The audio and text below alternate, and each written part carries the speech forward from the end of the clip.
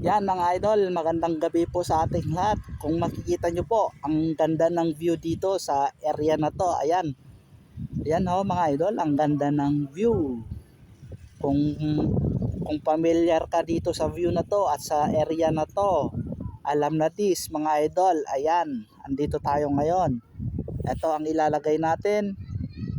100 grip, 2 stickers at 100 pesos cash. Pang merienda at pang gas.